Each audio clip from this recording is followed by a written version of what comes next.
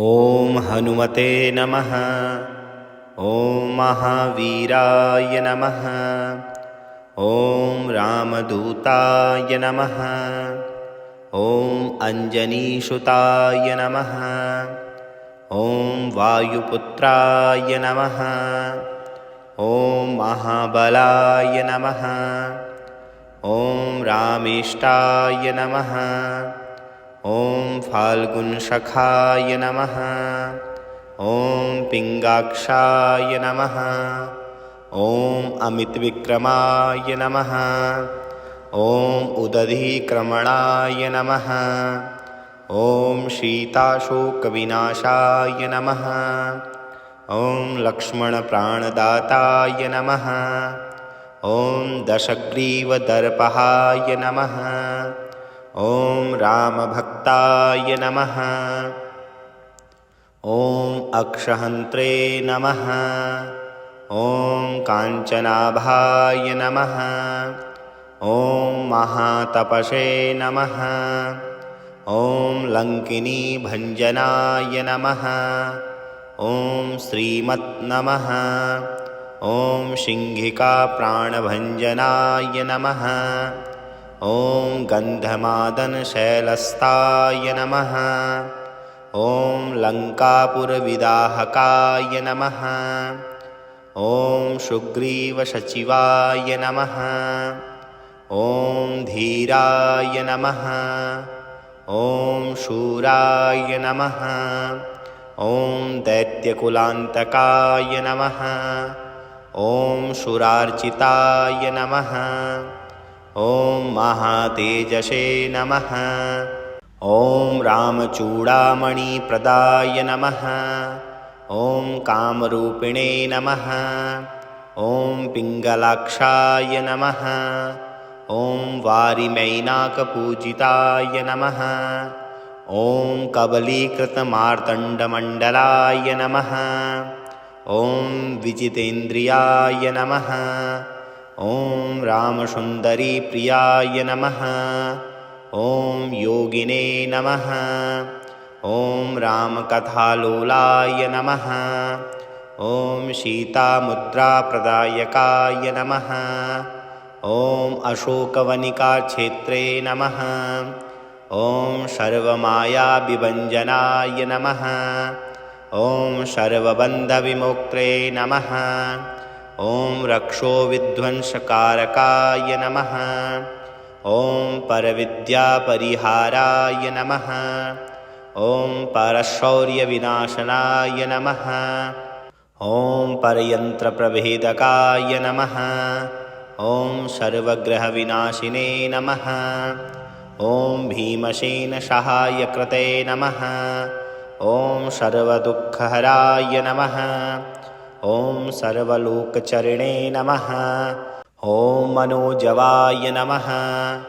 ॐ पारिजातद्रुमूलस्थाय नमः। ॐ सर्वमन्त्रस्वरूपिणे नमः। ॐ सर्वतन्त्रस्वरूपिणे नमः। ॐ सर्वयन्त्रात्मकाय नमः। ॐ कपीश्वराय नमः। ॐ महाकायाय नमः। ॐ सर्वरोगहराय नमः। ॐ प्रभवे नमः। ॐ बलसिद्धिकराय नमः। ॐ सर्वविद्यासम्पत्प्रदाय नमः। ॐ कपिसेनानायकाय नमः। ॐ भविष्णुते नमः। ॐ चिरजीविने नमः। ॐ रामप्रियाय नमः। ॐ दैत्यकार्यविघातकाय नमः। ॐ अक्षत्रकुमारसंहर्त्रे नमः। ॐ काञ्चनाभाय नमः। ॐ पञ्चवक्त्राय नमः। ॐ महातपसे नमः। ॐ लङ्किनीभञ्जनाय नमः। ॐ श्रीमत् नमः। ॐ सिंहिकाप्राणभञ्जनाय नमः। ॐ गन्धमादनशैलस्ताय नमः।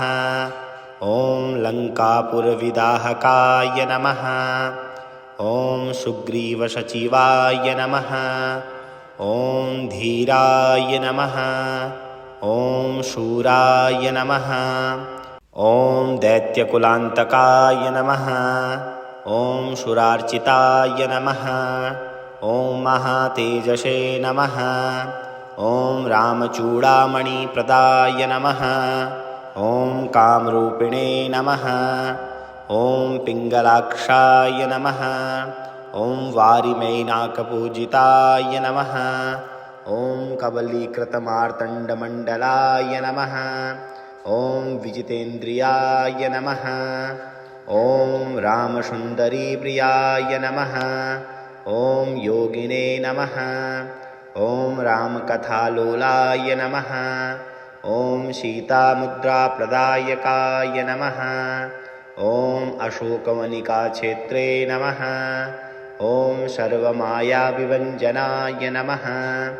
ॐ सर्वबन्धविमुक्त्रे नमः ॐ रक्षोविध्वंसकारकाय नमः ॐ परविद्यापरिहाराय नमः ॐ परशौर्यविनाशनाय नमः ॐ पर्यन्त्रप्रभेदकाय नमः ॐ सर्वग्रहविनाशिने नमः ॐ भीमसेनसहायकृते नमः ॐ सर्वदुःखहराय नमः ॐ सर्वलोकचरिणे नमः ॐ मनोजवाय नमः ॐ पारिजातद्रुमूलस्थाय नमः ॐ सर्वमन्त्रस्वरूपिणे नमः ॐ सर्वतन्त्रस्वरूपिणे नमः ॐ सर्वयन्त्रात्मकाय नमः ॐ कपीश्वराय नमः ॐ हनुमते नमः ॐ महावीराय नमः ॐ रामदूताय नमः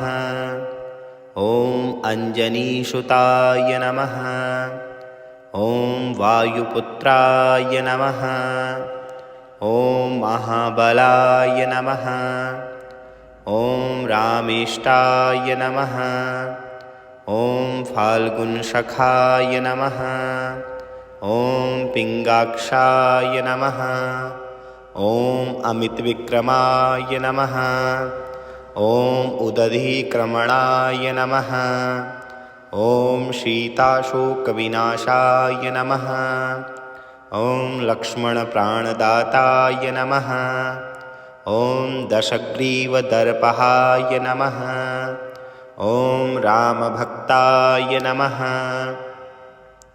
ॐ अक्षहन्त्रे नमः ॐ काञ्चनाभाय नमः ॐ महातपसे नमः ॐ लङ्किनीभञ्जनाय नमः ॐ श्रीमत् नमः ॐ सिंहिकाप्राणभञ्जनाय नमः ॐ गन्धमादनशैलस्थाय नमः ॐ लङ्कापुरविदाहकाय नमः ॐ सुग्रीवसचिवाय नमः ॐ धीराय नमः ॐ शूराय नमः ॐ दैत्यकुलान्तकाय नमः ॐ शूरार्चिताय नमः ॐ महातेजसे नमः ॐ रामचूडामणिप्रदाय नमः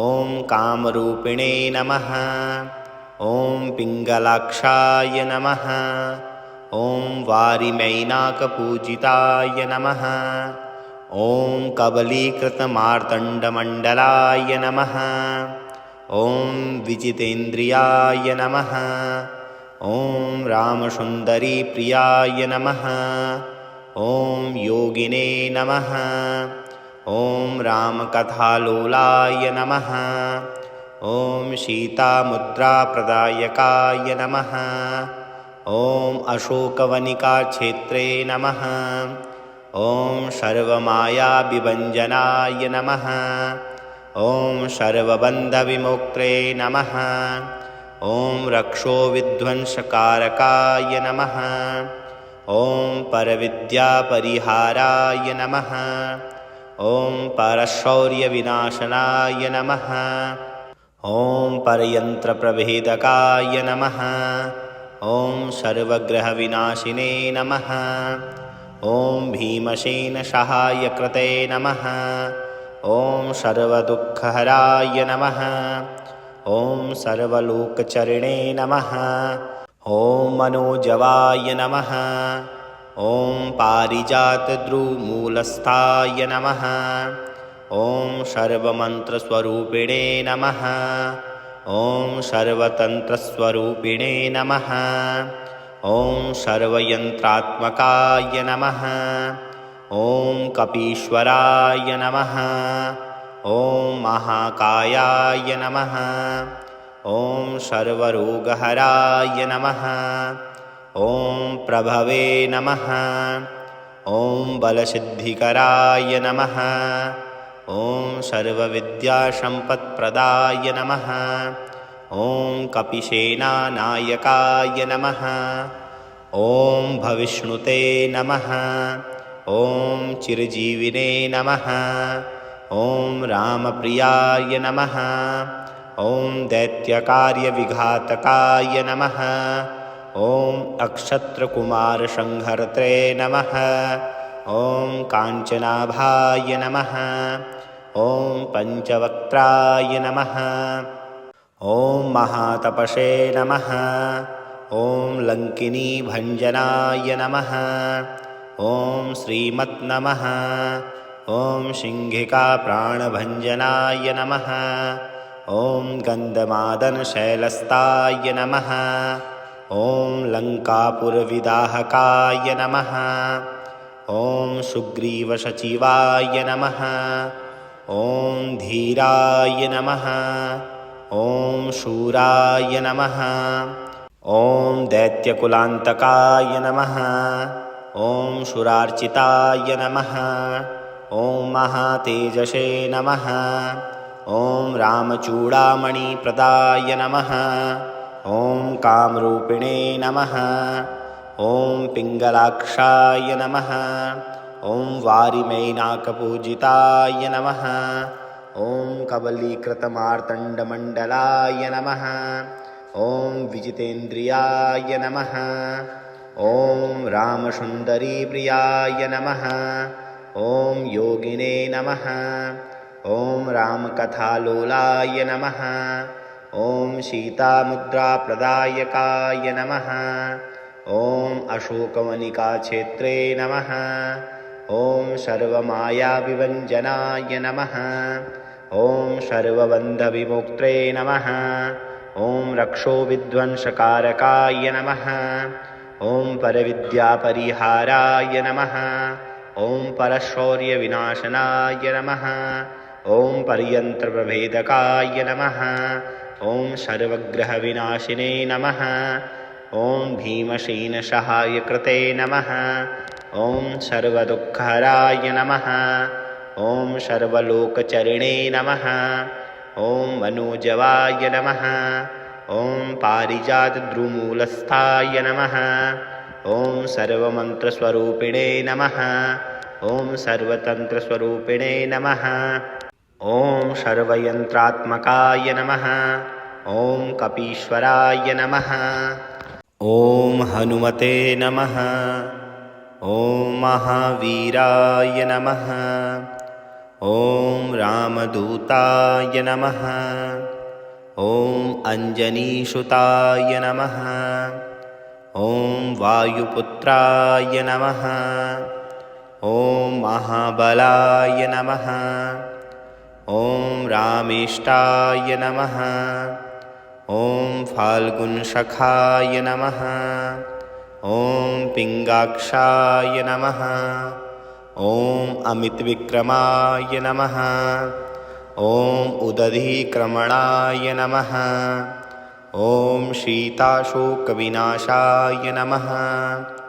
ॐ लक्ष्मणप्राणदाताय नमः। ॐ दशग्रीवदर्पहाय नमः। ॐ रामभक्ताय नमः। ॐ अक्षहन्त्रे नमः। ॐ काञ्चनाभाय नमः। ॐ महातपसे नमः। ॐ लङ्किनी भञ्जनाय नमः। ॐ श्रीमत् नमः। ॐ शिंहिका प्राणभञ्जनाय नमः। ॐ गन्धमादनशैलस्ताय नमः। ॐ लङ्कापुरविदाहकाय नमः। ॐ सुग्रीवसचिवाय नमः। ॐ धीराय नमः। ॐ शूराय नमः। ॐ दैत्यकुलान्तकाय नमः। ॐ सुरार्चिताय नमः। ॐ महातेजसे नमः। ॐ रामचूडामणिप्रदाय नमः। ॐ कामरूपिणे नमः। ॐ पिङ्गलाक्षाय नमः। ॐ वारिमैनाकपूजिताय नमः। ॐ कबलीकृतमार्तण्डमण्डलाय नमः। ॐ विजितेन्द्रियाय नमः। ॐ रामसुन्दरीप्रियाय नमः। ॐ योगिने नमः। ॐ रामकथालोलाय नमः। ॐ सीतामुद्राप्रदायकाय नमः। ॐ अशोकवनिकाक्षेत्रे नमः। ॐ सर्वमायाविभञ्जनाय नमः। ॐ सर्वबन्धविमोक्त्रे नमः। ॐ रक्षोविध्वंसकारकाय नमः। ॐ परविद्यापरिहाराय नमः।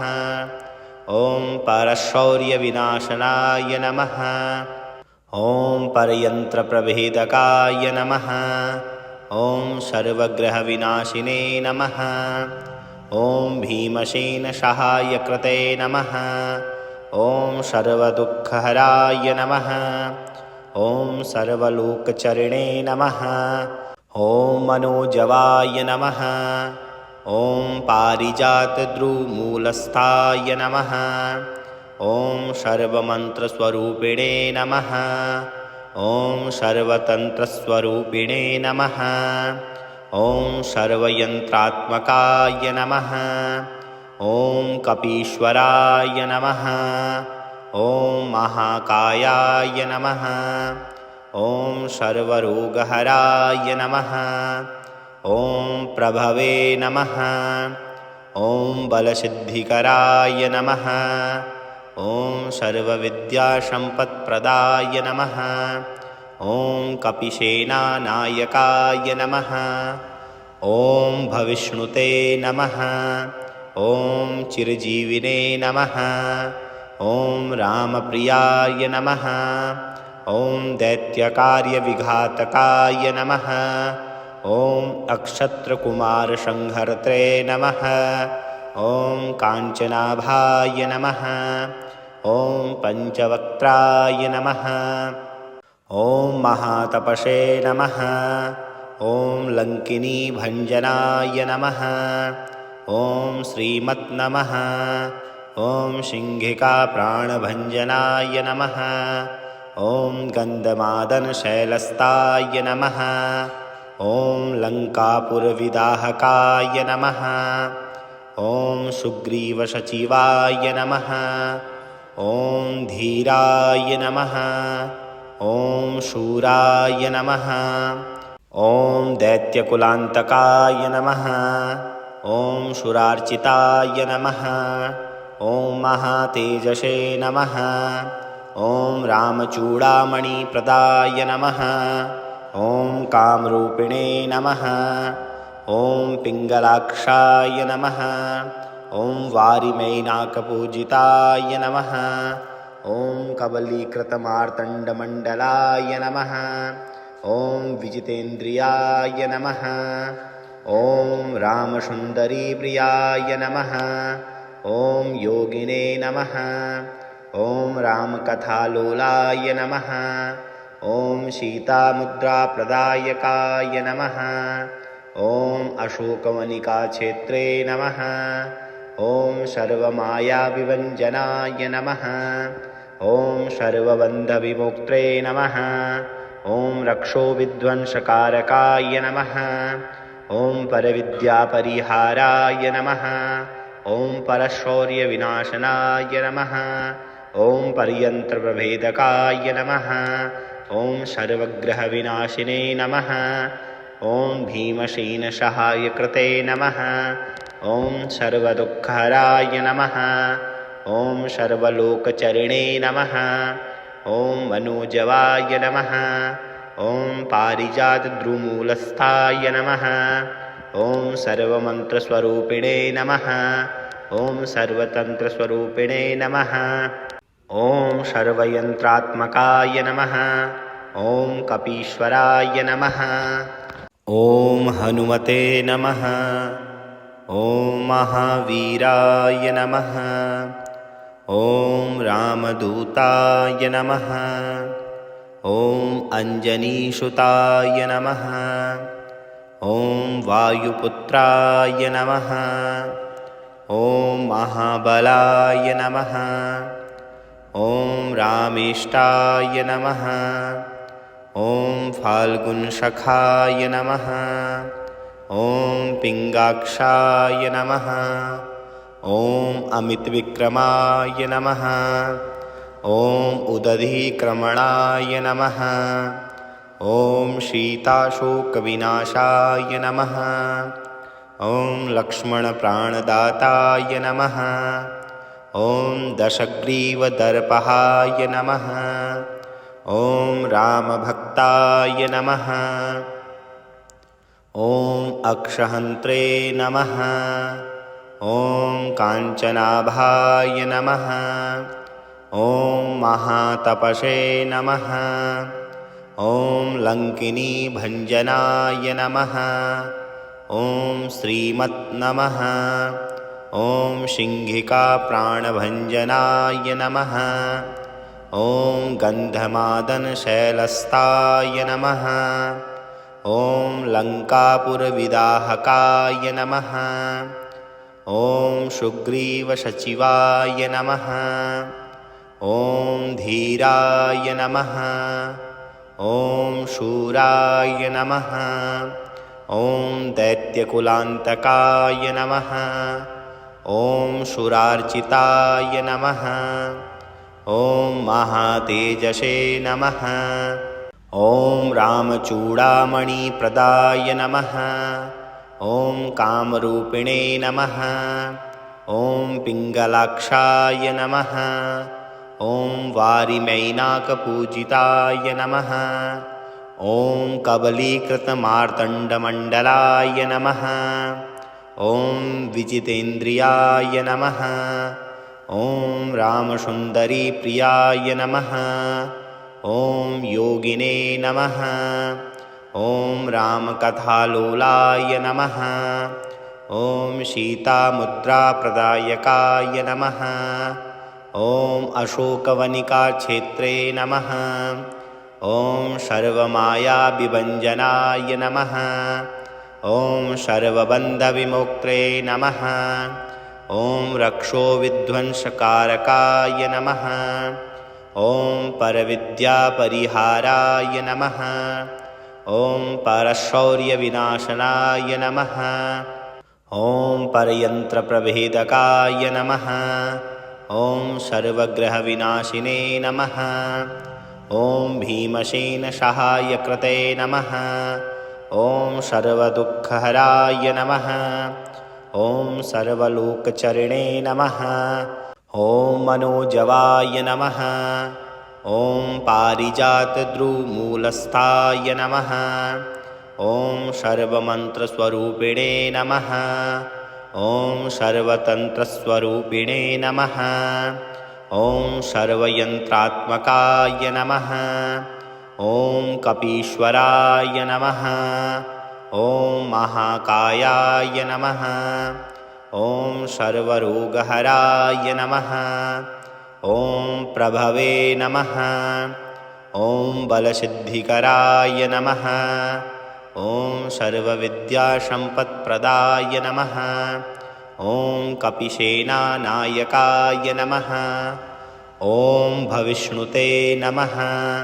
ॐ चिरजीविने नमः।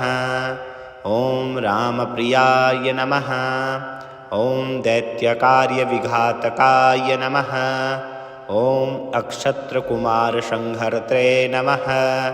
ॐ काञ्चनाभाय नमः। ॐ पञ्चवक्त्राय नमः।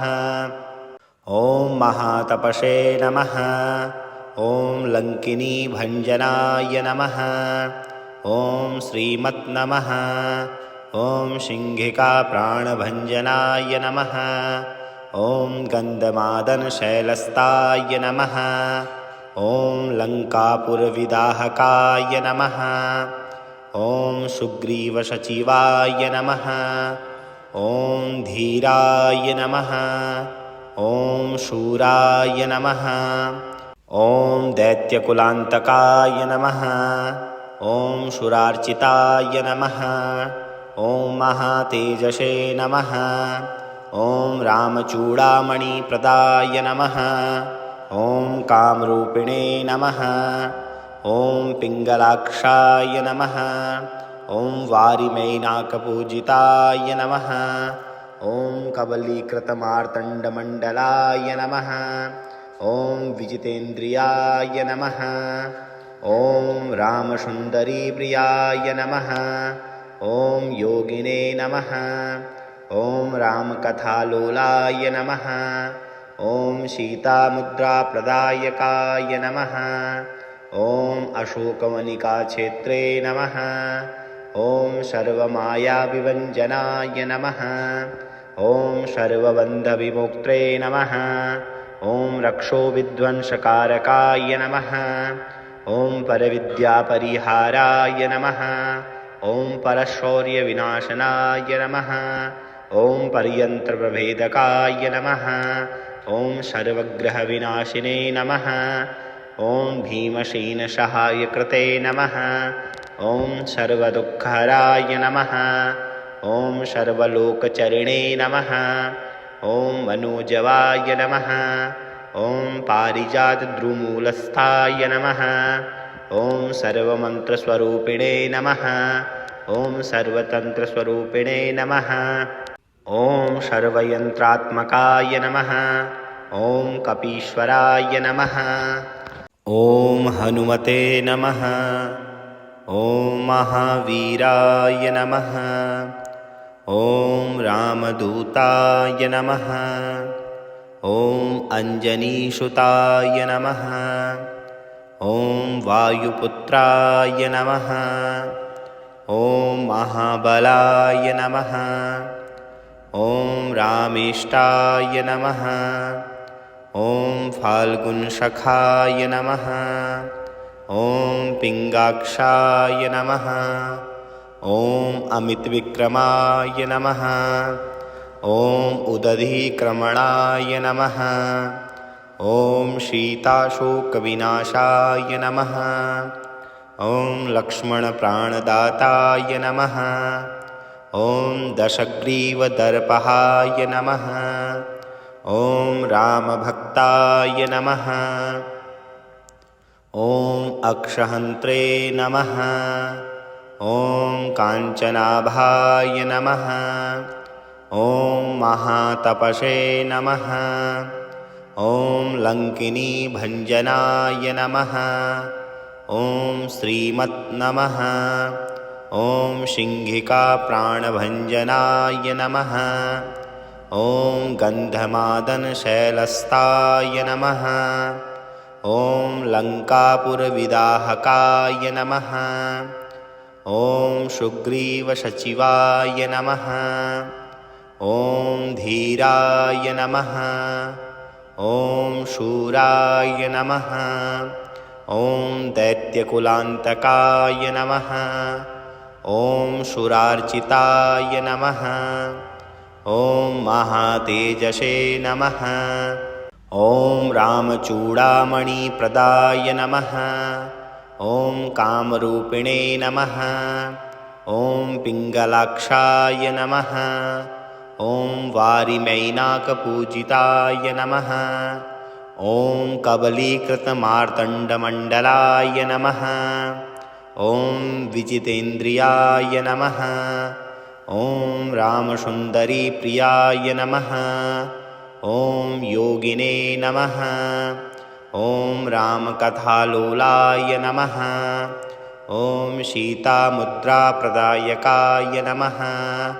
ॐ अशोकवनिकाक्षेत्रे नमः। ॐ सर्वमायाविभञ्जनाय नमः। ॐ सर्वबन्धविमोक्त्रे नमः। ॐ रक्षोविध्वंसकारकाय नमः। ॐ परविद्यापरिहाराय नमः। ॐ परशौर्यविनाशनाय नमः। ॐ परयन्त्रप्रभेदकाय नमः। ॐ सर्वग्रहविनाशिने नमः।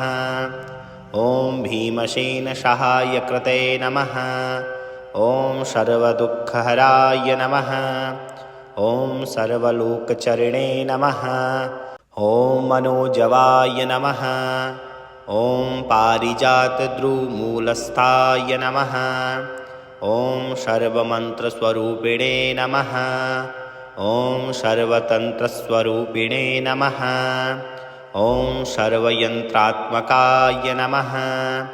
ॐ कपीश्वराय नमः। ॐ महाकायाय नमः। ॐ सर्वरोगहराय नमः। ॐ प्रभवे नमः। ॐ बलसिद्धिकराय नमः। ॐ सर्वविद्यासम्पत्प्रदाय नमः। ॐ कपिसेनानायकाय नमः। ॐ भविष्णुते नमः। ॐ चिरजीविने नमः। ॐ रामप्रियाय नमः। ॐ दैत्यकार्यविघातकाय नमः। ॐ अक्षत्रकुमारसंहर्त्रे नमः। ॐ काञ्चनाभाय नमः। ॐ पञ्चवक्त्राय नमः। ॐ महातपसे नमः। ॐ लङ्किनीभञ्जनाय नमः। ॐ श्रीमत् नमः। ॐ सिंहिकाप्राणभञ्जनाय नमः। ॐ गन्धमादनशैलस्ताय नमः। ॐ लङ्कापुरविदाहकाय नमः। ॐ सुग्रीवसचिवाय नमः। ॐ धीराय नमः। ॐ शूराय नमः। ॐ दैत्यकुलान्तकाय नमः। ॐ सुरार्चिताय नमः। ॐ महातेजसे नमः। ॐ रामचूडामणिप्रदाय नमः। ॐ कामरूपिणे नमः। ॐ पिङ्गलाक्षाय नमः। ॐ वारिमैनाकपूजिताय नमः। ॐ कबलीकृतमार्तण्डमण्डलाय नमः। ॐ विजितेन्द्रियाय नमः। ॐ रामसुन्दरीप्रियाय नमः। ॐ योगिने नमः। ॐ रामकथालोलाय नमः। ॐ सीतामुद्राप्रदायकाय नमः। ॐ अशोकवनिकाक्षेत्रे नमः। ॐ सर्वमायाविभञ्जनाय नमः। ॐ सर्वबन्धविमोक्त्रे नमः। ॐ रक्षोविध्वंसकारकाय नमः। ॐ परविद्यापरिहाराय नमः। ॐ परशौर्यविनाशनाय नमः। ॐ परयन्त्रप्रभेदकाय नमः। ॐ सर्वग्रहविनाशिने नमः। ॐ भीमसेनसहायकृते नमः। ॐ सर्वदुःखहराय नमः। ॐ सर्वलोकचरिणे नमः। ॐ मनोजवाय नमः।